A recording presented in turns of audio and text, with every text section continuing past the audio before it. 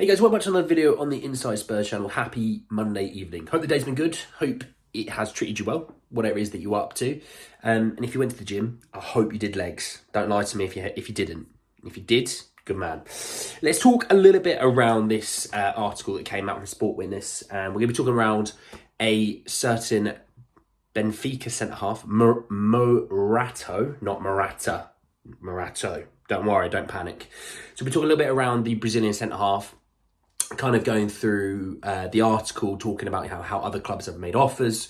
We're going through his stats, what he's like as a defender, etc., etc. Lots to get into. It's just a video around him, so don't expect me to talk about other people. It's just a video around him. If you're new, give us a subscribe. It doesn't hurt. That little button doesn't hurt, I promise. Let's jump in with Morato. And so this came originally that I saw from Sport Witness, and the article the tweet article kind of went with Morato. Tottenham's desire to sign players splash all over front page. I will show you the picture, don't worry. He came close to a Premier League transfer in the summer. So with Morato, the article, a lot of it did stem from Portugal, but it said that Spurs have a list of 5 centre-backs they're interested in, and the 22-year-old is one of them. It said that they have been keen on the player for a while and scouted him in the Lisbon derby when he played as a left-back. The problem for Spurs is that Benfica don't want to lose a Brazilian and refuse to negotiate for him in the January transfer window. So right now you're probably sitting there panicking, thinking this is a dead rubber and what have you. And when we talk about the offers that he had, and you'll see, by the way, when I talk about them, you'll see the article, you'll see the front page, Spurs and Morato. And it says that Benfica feel they have no need of selling him now, and they have Morato well protected with a €100 million release clause. The story recalls that Benfica have already resisted sale in the summer transfer window, where Fulham offered €25 million and Forest offered €30 million. It is said that Morato tried to convince Benfica to accepting the transfer back then, but it didn't work and he stayed there. So, with the new Johan Lange, obviously, regime, where we're sort of trying to line up multiple people per position, we're not trying to go with just one or two options, trying to give plenty of options, because sometimes that's the way the world works. In the transfer windows, you don't always get your first, second option because of other factors. It's always good to have multiple. With Morato, him being a left-footed centre-back as well gives you that what we would look in Lloyd Kelly, that left-footed, athletic, pretty tall centre-half. Morato is 6'3". I think he's like just under 6'3", but let's call it 6'3". 6'3", left-footed, centre-half, athletic, good with the ball, physical, all those things that you'd want your centre-half to be, right? So he does give you that. When you look at his stats for his details and stats. So he's 22 years old. He turns 23 at the very end of June. So for the start of next season, he'd be 23. Left-footed centre-back. His contract expires the summer of 2027. So not only do they have that release clause, they also have the fact that he's under, let's say from the summer of 2024, for example, he's under contract for another 3 years. Benfica hold lots of power there. A little bit to ransom if he does want to leave, but they hold the power there. He played 11 times this season across 5 competitions. So you've got the Champions League, got the Taça de Portugal, the League of Portugal, Allianz Cup, and the Super Taça. He didn't actually play in the Super Taça, but they put it in there anyway. So 11 games played over 4 competitions, really. He's got 1 assist in that time, but, he does play a lot of minutes. And the fact that he can play left back if necessary is also something you have to take into account. It's always nice to have that versatility. You talk about it, a lot of people liked how Kulusevski played in midfield. You can add that as a versatile situation where he could play in the midfield. But, I like him out on the right wing. That's kind of situation. Brennan Johnson can play as a striker, but I like him out as left wing.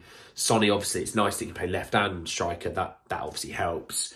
Maddison, if necessary, can play out on the wing as well as in the centre. It's always nice to have that backup position that they can play, but it's always nice to just put people where they should play. Their main position, So he's played a lot of football this year. You think of all the sort of statistics of him, being the age that he is, being left foot, being centre-half, all those things that we need. It does line up to what we are looking for.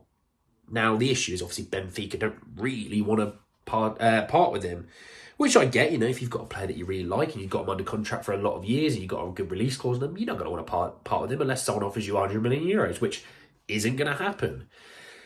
But he's also someone that is still trying to push to leave. And I know Benfica and I'd probably say the Portuguese clubs as a whole sometimes can be quite difficult negotiators. We have one in ourselves and Daniel Levy, very difficult negotiators. The difference is obviously he's already tried to push them to sell him already. He'd obviously push again. He's got no qualms about pushing again. And I think it's something that, if Spurs come knocking, it's something that he's probably get. I mean, Fulham and Forest, good Premier League teams. I like both of them very much. But when Spurs come knocking, it's a top 6 team in England. It's one of the, in terms of revenue, highest revenue clubs in the world. Got fantastic stadium. All these things are going to put pressure on, their stance. They'll go, look, we don't want to sell yet, and he's going to keep. Him and his agents probably would keep banging on the door, going, come on, we might not get this move again. I really want to move. Really want to move. Really want to move. And he'd push, and it'd be depending on how Benfica withstand that pressure. Now, they're going to want probably more than what they've offered from Forest. They probably want, at least 40 or 50 million euros. But then it comes into a case of, well, would they do a loan with an obligation? Kind of a la what Lisbon did with Pedro Porro. But, they were difficult negotiators in last January. Pedro Porro didn't sign until right at the end of the window. And it was touch and go if he was going to sign or not. So, look, he'd fit in fine. There's going to be no issues with, the fact that, we've got, obviously, Pedro Porro coming from the Portuguese league. We have Brazilians in the squad. So, fitting in is going to be a breeze. Will Benfica want to actually play ball is the other question. And I just, for me, I would say I don't see this one happening because I just don't see them wanting to play ball.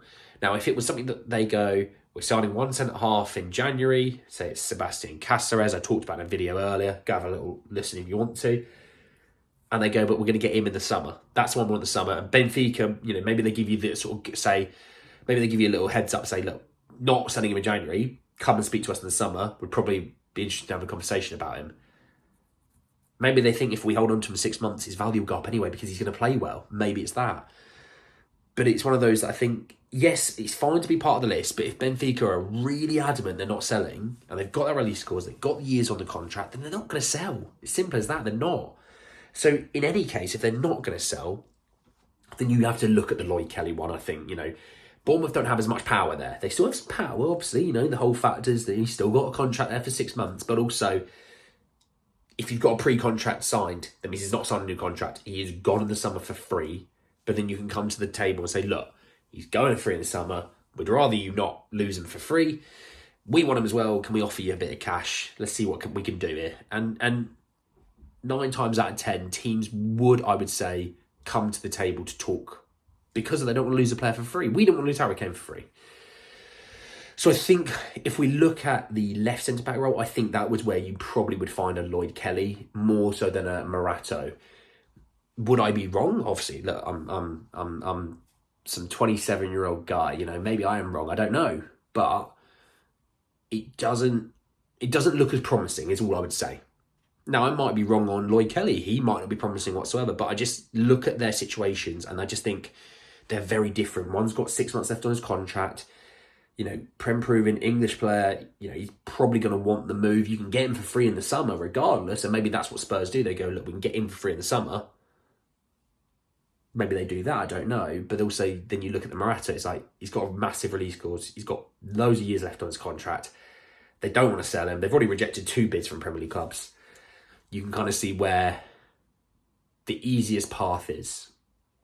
But hey, anyway guys, I hope you did enjoy it. Drop a like on the video if you did. Helps with the algorithm. Hit me in the comment section below about your thoughts and feelings about Morato. Is he a guy that you'd want? Do you see it happening? I know you'll let me know. I'm always keen to see what you think. Subscribe to the channel if you're new and hit the bell notification for more. But anyway guys, that's the end of the video. I'll see you all very, very soon. Take care guys.